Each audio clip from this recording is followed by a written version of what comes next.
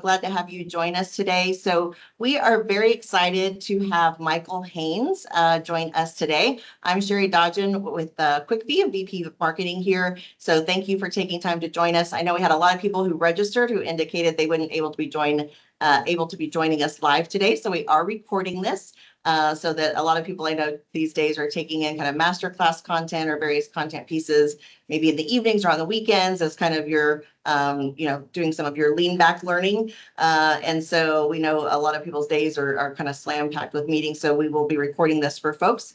But I do want to introduce you to Michael. So Michael really has a focus and a passion for empowering CEOs and the teams of professional service firms to really be able to acquire B2B clients, so those business clients, and achieve that growth momentum that they're seeking using this proprietary buyer-driven approach that he's going to talk to us about today as we kind of take a look at how that ultimate go-to-market playbook will help drive your firm's growth. So Michael, welcome. Thank you so much for joining us. And Michael is based in Sydney, so it's like dark 0:30 morning where you are. So thank you so much for being here.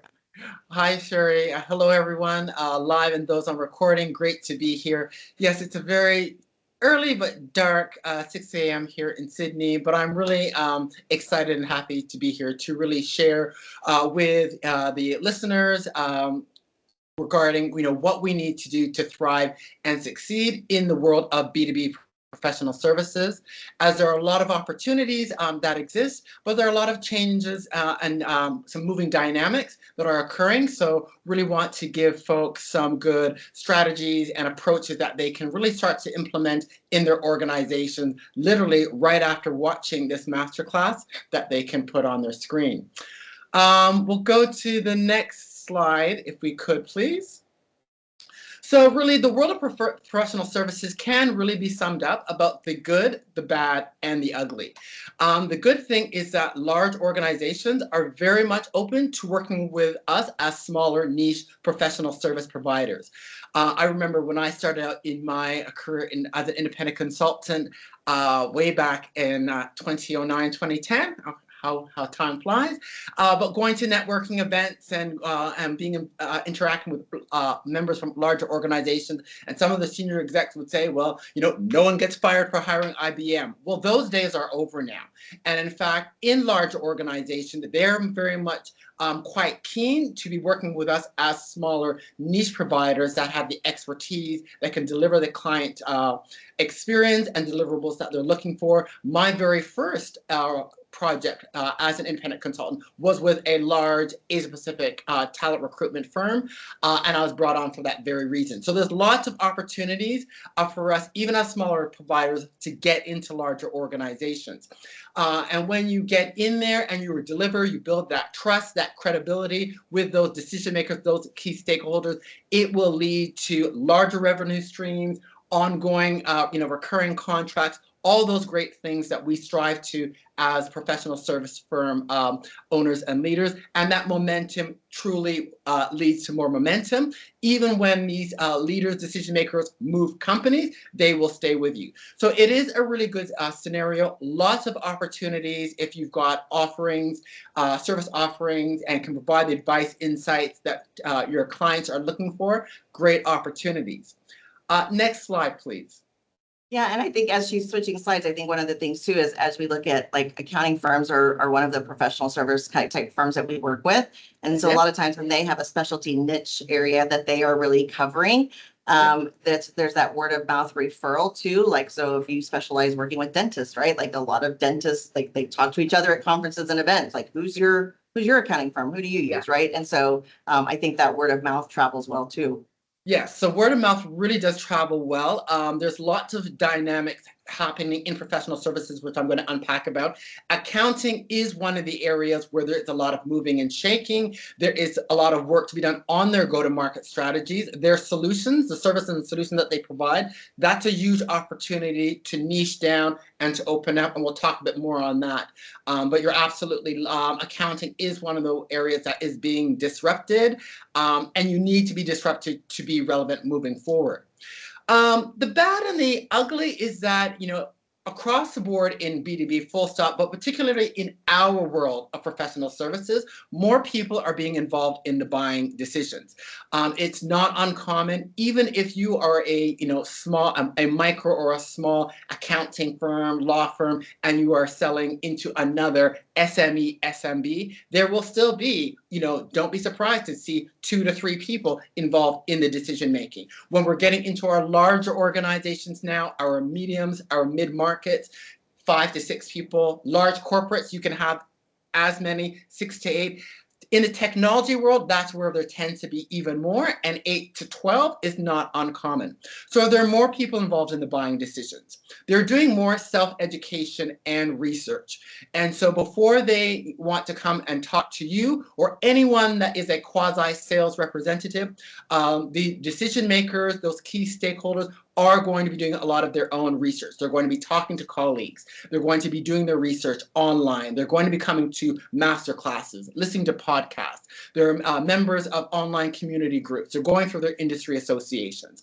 So they're doing a lot of that self-education and research. And folks, what I want to point out is that they are doing it through independent sources. Yes, we were often told, particularly during the times of the dreaded pandemic, got to have your content on your website and do SEO. Content on your website and SEO is important, but the thing that is happening now is that people are going to third parties. So it is not enough to just be having lots of content and just throwing it on your website, throwing it on your email newsletter. You need to be going to those trusted sources out in the market, out in the ecosystems of those industries and geographic markets that you serve, where your decision makers and buyers are going for information. It's longer and more complex sales. It can take longer depending on the complexity of your offering, depending on the cost of your offering as well. And buyers, in our world in professional services, they are becoming skeptical and more demanding than ever. And that's been from a number of sources. I know from my own experience and talking to some of my clients, some of the bigger end of town in the world of professional services and consulting have done us niche providers a bit of a disservice by their inability to deliver. There can be that skepticism. I can give my own examples of with some of my early consulting projects where my second project ever I inherited because one of the big global brand names did a massive mess up on a marketing strategy and segmentation project, and we had to rework it. And there was a bit of skepticism because the strategy director, well, we brought in company X that was supposed to do A, B, and C, and they haven't delivered, and look at the mess that we're dealing with. And so buyers are becoming more skeptical, given economic environments, given that chances are, as being in professional services, many of our clients have been burnt in one way or another by a professional service firm. It has really raised the skepticism and raised the expectations of what they're looking for. So there are a few competing pieces that we have to deal with, but one of the big call outs I want to call out is that self-education and research that they are doing externally. So it's not about just your website. You have to be out in the market, in the ecosystem where your buyers deem those trusted sources for information. Next slide, please. Actually, if we can go back one, that would be great. One forward. Thank you. Okay, well, okay, so again, I'm Michael Haynes. We've been working with firms for, a number of years, and I'm all about empowering small and medium professional service firms. I've worked across the range. Accounting, technology, and law firms are the ones that I've been working with quite closely, and really empowering them on how they can thrive and succeed in the world of B2B, which has changed fundamentally in terms of buyers' behaviors and expectations over the past few years. Now, while there have been changes, generally across the board in B2B with respect to, the need for more, self-service, that more independent research and education, the needs and expectations for our clients, our prospects in our world has fundamentally changed. Next slide, please. Yeah, so with regards to that, as a result, what got you successful with your firm to this point may not be enough to be moving forward. More people are involved in the buying decision making, and the latest stats show that 70% of B2B buyers will fully understand their needs before they want to contact any sales representative. So they will go through. So talking in our context, if you're an accounting firm or let's say you're an IT strategy firm, the buyers, and they will have their influencers who are providing input to the decisions. They will do a lot of in-depth research through the industry and professional associations, through a lot of their masterminds and their peer groups. And they will do a lot of research. It's quite common for our world that the senior level execs will say, give me the 3 finalists in terms of IT strategy firm. You go, you vet them all. Here's the brief, vet them all. Give me the top 3, and then we will then proactively, once we've done our due diligence, go out and meet with those 3. So there is a lot of that that is quite common in our world. So hence, trying to do the pitch, do the show up and throw up doesn't work in our world of professional services because there is that in-depth, independent research, self-education, often wanting to do that mystery shop and then coming down with their smaller solution set from which they will select. How long that will take will depend on the complexity of the solution. Is this a new buy? So is this something we're doing for the very first time? So if it's an accounting firm and you're helping an organization with a big merger and acquisition, moving into a new market, something that's new, there will be a longer sales cycle with more decision makers. Similarly, if it's an IT project or if you're a law firm and you're working on a new transaction that's very complex, such as my client in Canada that deals with complex immigration cases for large corporates. If it's a new buy and it's complex, then more people will be involved as opposed if it's something that they've done before. So very high expectations, hence we're doing a lot of independent research and education. And if we go to the next slide, please. And so as a result of that, they're going through a number of different sources of how our buyers buy.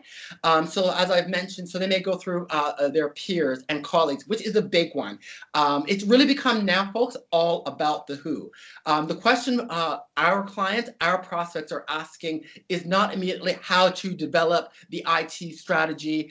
How do we go about, doing the tax structuring to take our IT firm into the United States. They are now asking whom can help us develop the structure for that transaction as we're going to take our IT firm into the United States and we want to go into states X, Y, and Z.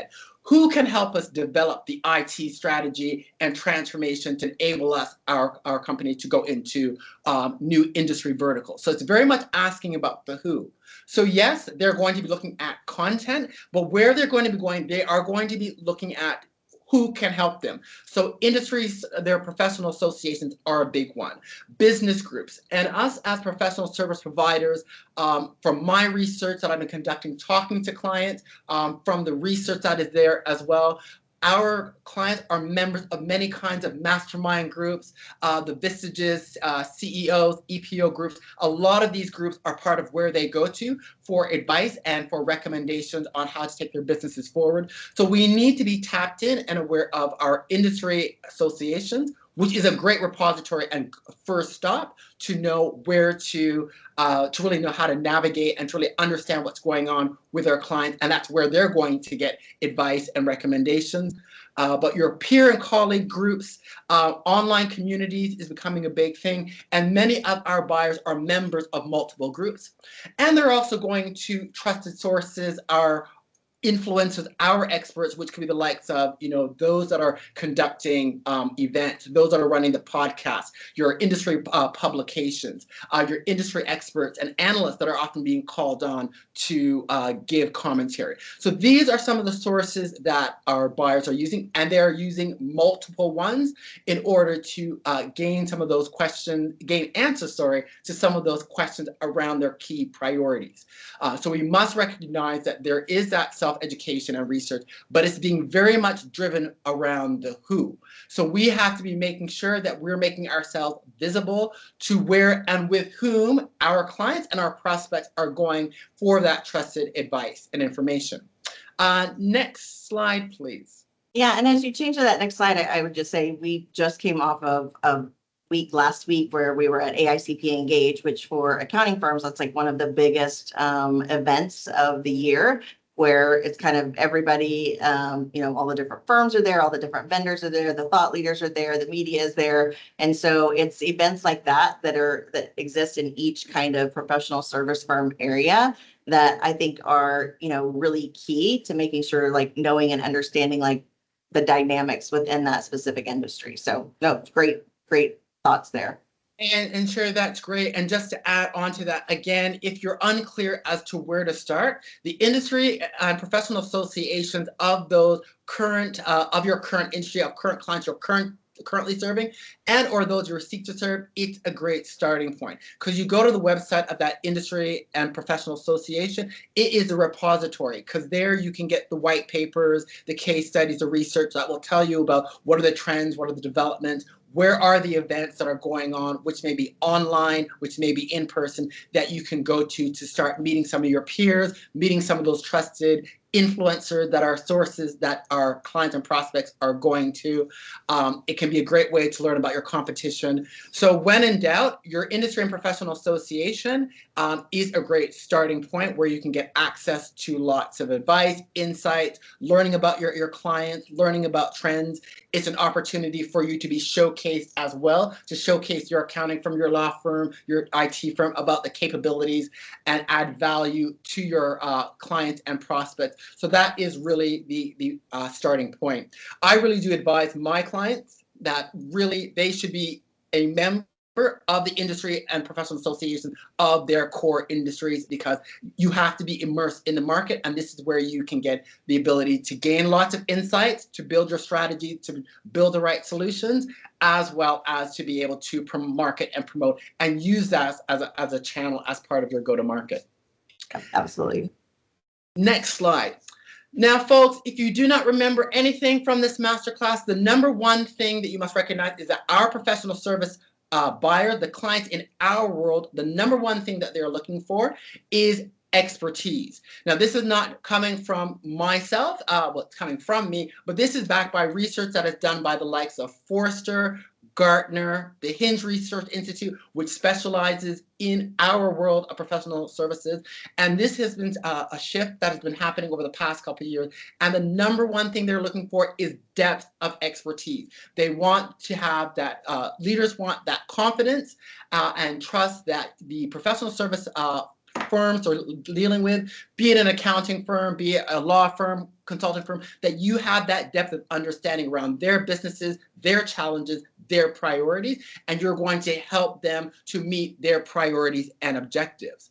Therefore, the number one thing that needs to underpin everything you do, which underpins your go-to-market, and I'm going to emphasize go-to-market, not marketing plan, is you must deliver what I call AIR. AIR stands for advice, insights, and recommendations. That needs to be the basis, that needs to be the foundation of everything that you do within your firm, full stop. It should be the foundation and be the ongoing principle, the Bible, for lack of a better word, of how you do your go-to-market. So what do I mean by advice, insights, and recommendations? This is all about, what we would typically say as working professional service firms, adding value. So advice, so providing advice on, new challenges and problems that are coming up for your clients and prospects, giving them advice how to address them, helping them to identify what are new opportunities that they should be pursuing, helping them to assess the different kinds of methodologies and approaches that they could possibly take to build and grow their business. And that's becoming a challenge more and more. I mean, Sherry, you and I were just talking about what are some of the different tools we can be leveraging in AI to help our firms, our organizations run more better. So providing advice in those areas is highly valuable, highly sought after, and this is what our decision makers, our buyers, and those influencers within our world of professional services they're looking for. They're looking for insights. So they want to know what are the industry market trends, what are the new developments, what's happening around technology, how are our various industry verticals and geographic markets that we're currently operating in or looking to operate, how are they performing? What are some of those broad, customer insights in terms of what do our clients need, and what are some of their trends in terms of their expectations, priorities? Making sure we have understanding around that. Providing recommendations. So what are some of the recommendations around, what are the kinds of solutions that we potentially should be undertaking? What sort of strategies should we be undertaking? With whom should we be collaborating with? Collaborations is a big, important component of what we need to be doing.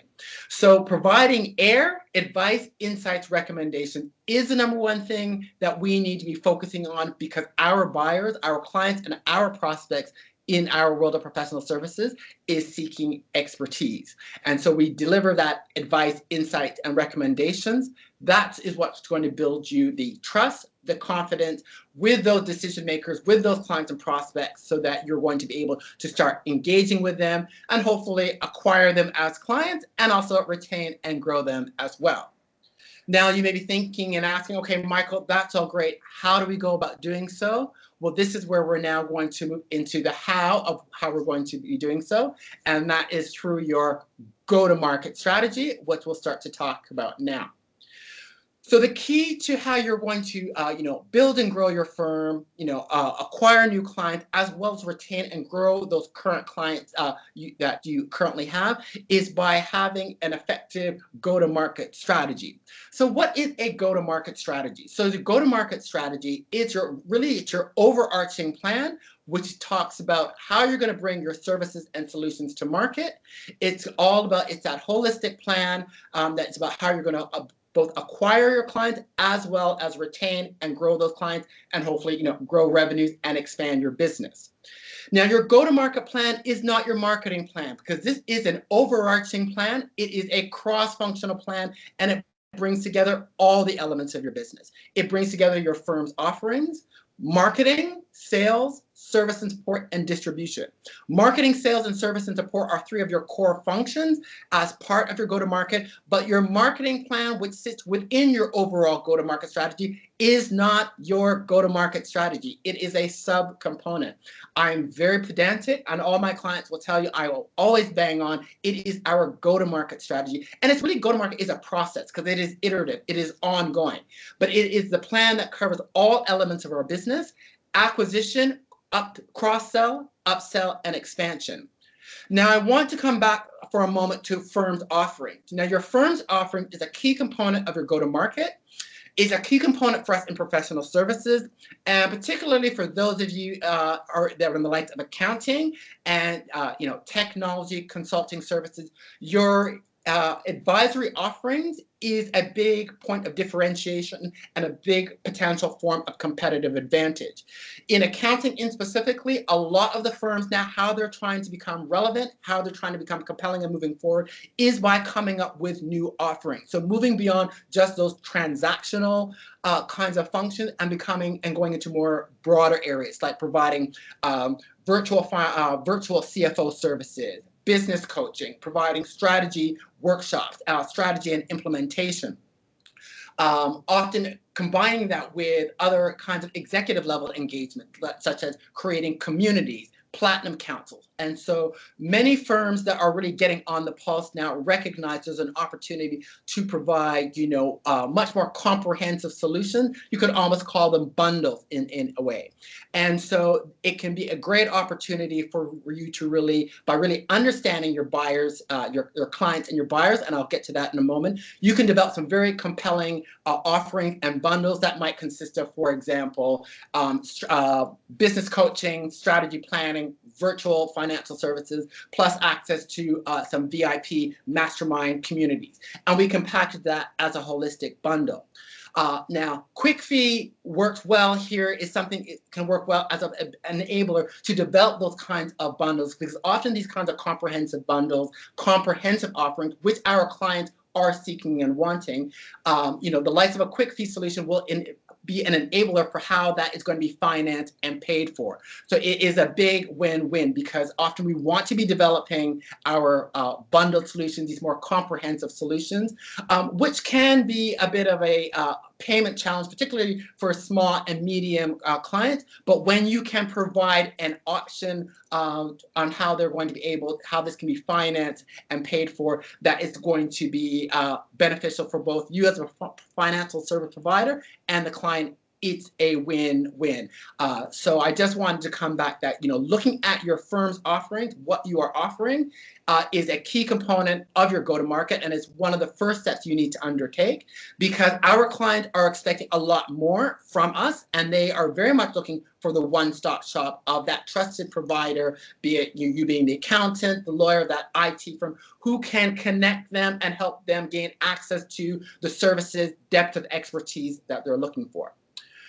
So again, your go-to-market strategy is your overarching plan. It is cross-functional. It is going to help you with acquisition, cross-sell, upsell, retention, and expansion. It's an ongoing iterative process. So it's, I tend to refer to it as just go-to-market full stop, because we're constantly going to have to be revisiting and refining based on client needs, market dynamics, internal and strategic intent of the firm. But it's cross-functional, involving your offerings, marketing, sales, service and support, and distribution. Next slide, please.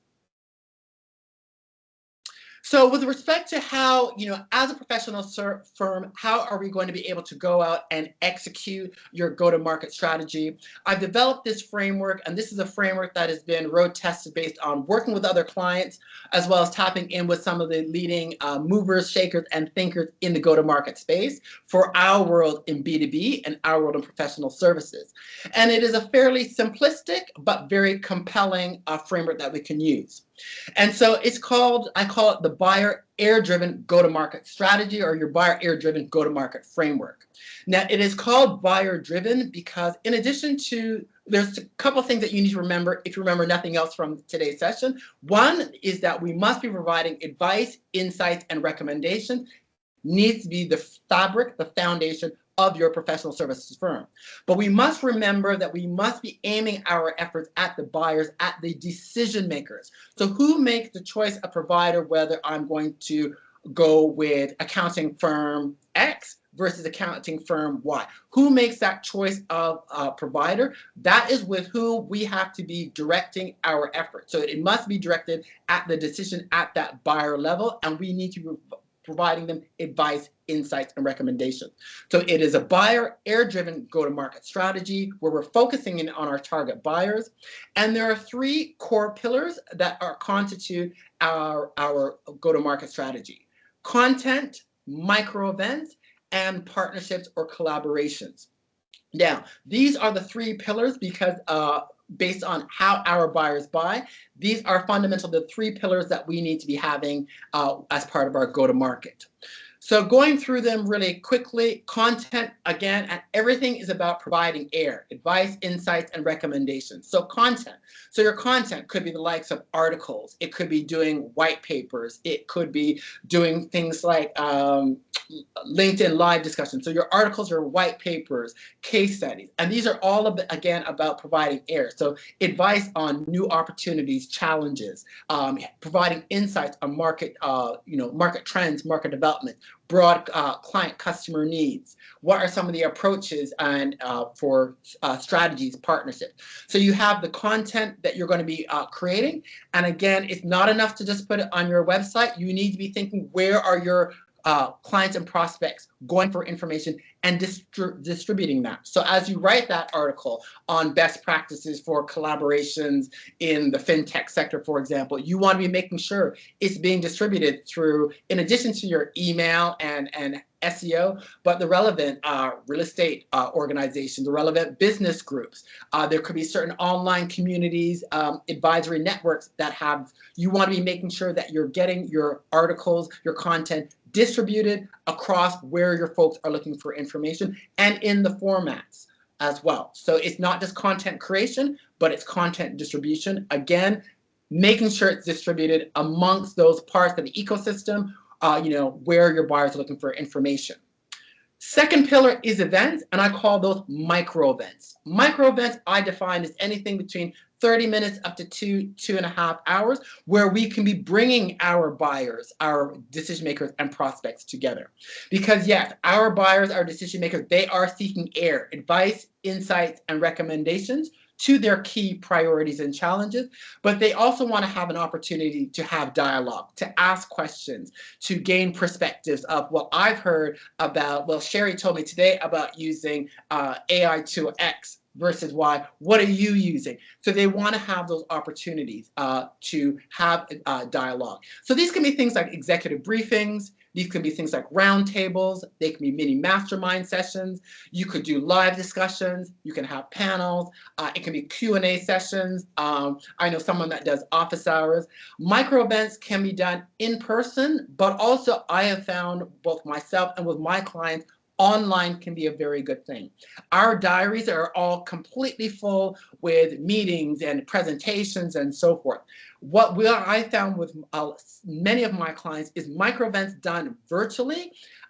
You often will get good attendance because decision makers are quite keen to have an opportunity to hear what Sherry has to say around X, Y, and Z, and being able to ask questions and being able to do it online so that they can dial in while they are, still, listening in, asking questions, and working on that board report that's due at 5 o'clock. It allows that flexibility. They don't have to travel. So if they've got a really tight diary schedule, they can easily fit it in.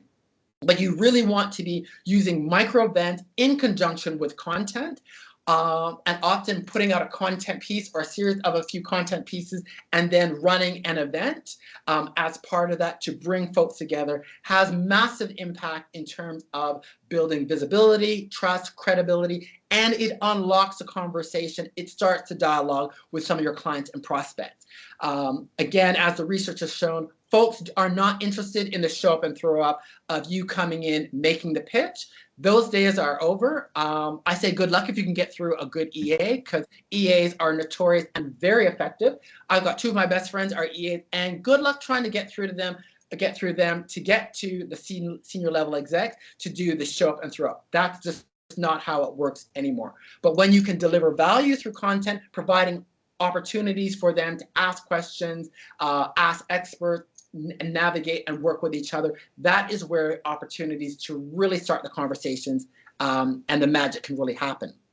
The third element is partnerships, or I'm going to call that collaboration, and it's all about how you can collaborate with other, it can be with your other professional service providers, it might be with clients, with peers, and how you can collaborate with your members of the ecosystem to do content micro events. So it could be around co-creating a piece of content, which might be a white paper, or it might be co-creating and doing a live stream or conducting a panel on a specific topic. So you can co-create the content, the micro events. You can work with each other to cross-promote. Collaborations are quite effective because in addition to the co-creation and co-promotion, it allows you to gain access to your target audiences, and it's a great way to gain credibility.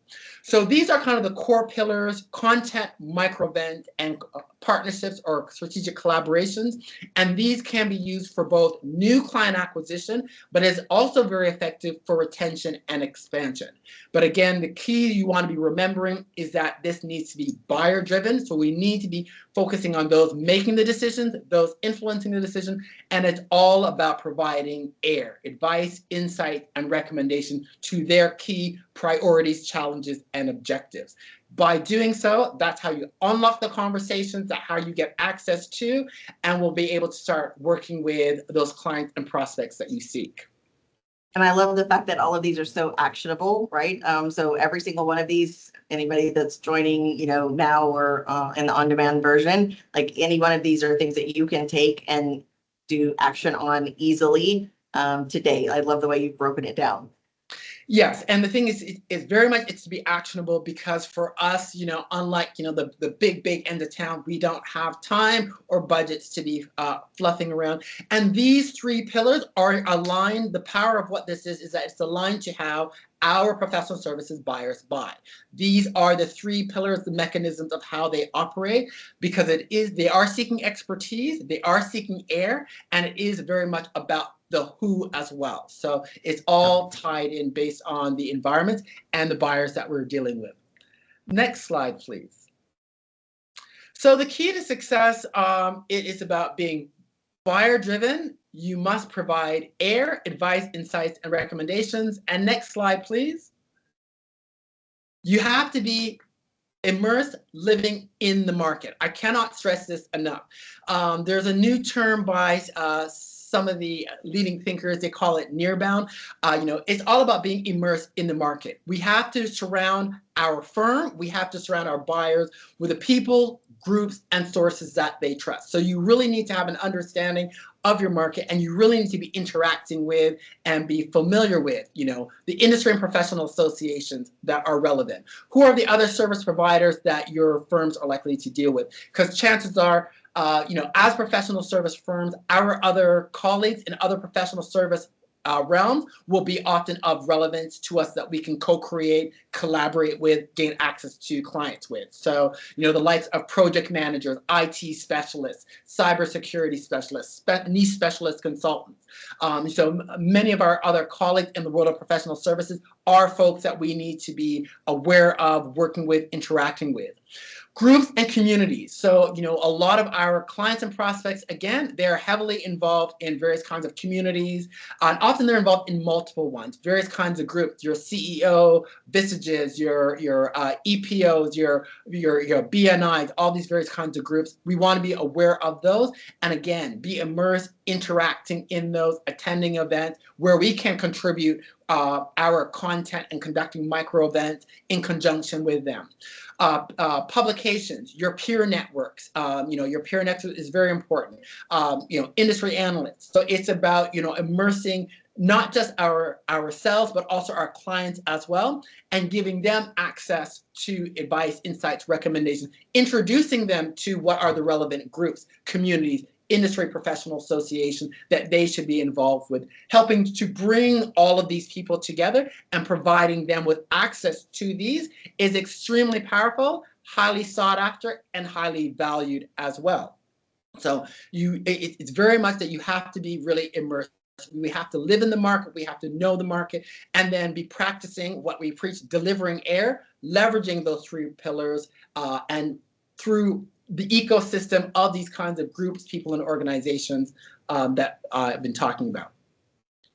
No, absolutely. And I think that living in the market, that's where you bring value, right? So yes. If you're not doing that, there's no way that the value can come.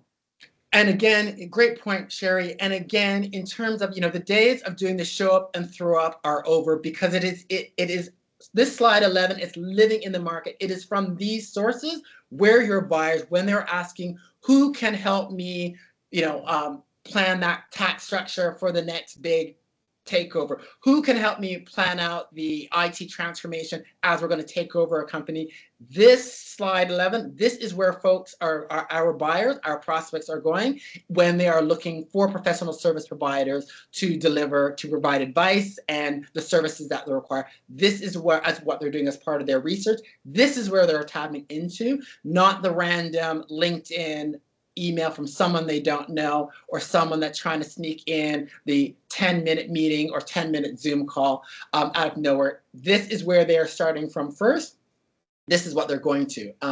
And so we need to be making sure that we are immersed within those industries, markets, ecosystems for the clients we currently serve, as well as those that we're seeking to serve moving forward as well. Now, the ability to gain and be effective of all this, if we go to the next slide, your success in doing all of this is that you have to be effective at what I call listening, okay? You have to have that in-depth understanding, and you need to do so on 3 levels. So there's what I call listening to you, and that's you as the firm owner, one of the firm leaders, really understanding your goals, priorities, your objectives, knowing what your strengths are, what are the key capabilities are in your firm, what are some of the areas that need to be improved on. So making sure you really have a deep understanding and clarity about your firm. Where are your wins? Where are your successes? And your successes in terms of clients, revenues, profitability. Who are where are you getting a lot of recognition by certain kinds of clients or certain industries as being great, fantastic. Really having an understanding of all of those things, because that will help guide as to where and how you move forward. There's listening to the market. So listening to the market is really about having that in-depth understanding what's going on in those industries, geographic markets that you're serving. So you understand the trends, the developments, who are the key players, who are the key experts, what are some of the regulatory changes that are coming on. Is there a lot of M&A activity happening? What are your competitors doing? Where are they moving? So really having an understanding of market trends, all of that. And that's again where living in the market is so critical, so important. In terms of getting started on how to listen to the market, your industry and your professional association is a great starting point, because there will be tons of research, white papers, webinars, events that you can go to. They'll have their newsletters or monthly publications.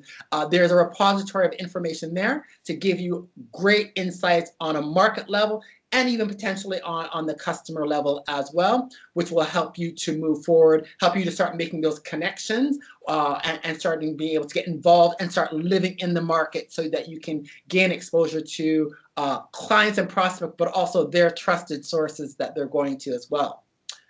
And then the third is listening to the customer, or listening to the client, as we are professional service folk. This is where often many firms go wrong.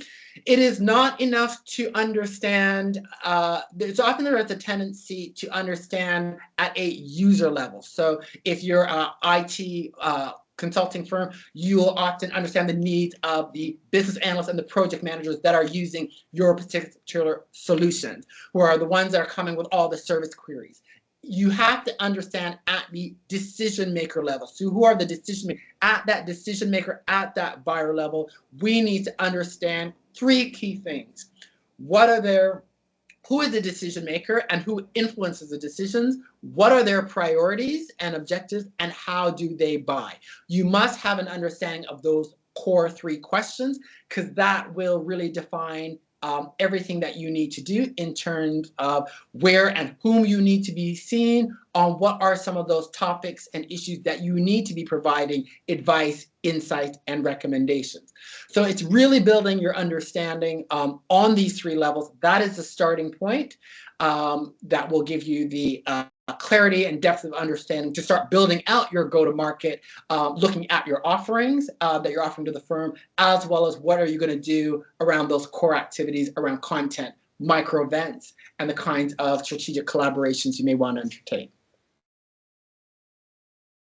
I think that's great. And I think that's a great differentiator there of really knowing and understanding how that decision maker, what their challenges are, what they're trying to achieve, and how they buy, like you said, versus maybe the person that you may be interacting with on a day-to-day basis, the user. It's a whole different conversation than it is at the decision maker level. So great advice there. You're quite important. And just to give a live example of why it's so important, if your firm focuses solely on the user level at that, in terms of service levels and functionalities and features, I'll use a technology example, and you're not understanding what the decision makers are thinking about in the boardroom in terms of what are their priorities, in terms of how they want to build and grow the business taking forward, you can eventually lose out because if those decision makers, because remember, the decision makers, those, and particularly when you're dealing with clients of larger organizations, so your larger, small, medium businesses, your mid-markets, and your large corporates,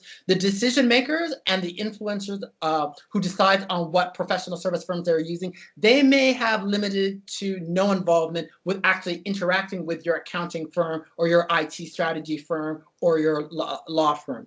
And so if you are focusing only on user priorities and you are not delivering advice, insights, and recommendations at that senior level, when it comes time, because there is a new initiative, there's going to be another takeover, another big complex transaction, and they need an accounting firm and a law firm, if they are not aware of how you're able to deliver value, provide advice, insights, and support them with those goals, then they will go to another firm. And I've seen that happen with firms in a couple contexts, both of which being technology examples, where the firms have lost out to another firm which didn't have superior capability, but because they were more effective with their go-to-market and at that executive level engagement, when it came time for some new digital transformation projects to come up, they went to another firm which, in terms of their ongoing implementation service capabilities, wasn't quite up to par. But because they had that interaction and build that trust and visibility, they got that new extension contract renewal, which was quite a hefty sum. So that's just to give a live example why it's important that we must interact at that decision maker level and not just be focusing on a user level. Good. And really now, just to kind of wrap things up, just in terms of, just quickly go on to, really quickly, all of this that I've been going through, this is not just theory. These are things that have actually worked. On this slide are some firms that I've been working with. The Bellissimo Law Group, they're a group law firm that does complex immigration cases. They were Boutique Law Firm of the Year in 2020, 2021. LMS Advisory is a mid-sized accounting firm here in Sydney. Best Practice Group is a multi-service award-winning professional service firm. So these are just examples of some of the organizations which are thriving, growing right now as professional service firms, and how they've been able to be successful is by undertaking a go-to-market strategy that has been buyer-driven, air-driven, leveraging these principles. And then the last thing I just want to say in terms of just a couple of quick tips in terms of listening. In terms of listening and how to get started, start with your current clients. Start with the current clients. When's the last time you've had a discussion, a meeting with the decision makers of your key clients to understand their priorities, challenges, objectives, where they're looking to go. If you haven't had that in the last 3 to 6 months, it's a great opportunity. We're coming up mid-year now, and to start to have those discussions. Start having those discussions with a cross-section of your clients, across some of your key clients, the key verticals you operate, and a mix of clients, those that really love you, as well as some of those clients that are quite difficult and quite painful to deal with, and including some of those clients that might be, only spending a small amount, but you see lots of potential. So starting to have meetings with the decision makers to understand their priorities, objectives, challenges, starting to have those discussions, documenting them, sharing those with your team, that is a great way to get started in this process by doing some listening at that client, at that buyer level. Well, Sherry, I think that's it. I'll kind of conclude for now. Any comments you have, or any questions or comments from any of our attendees who are dialing in live?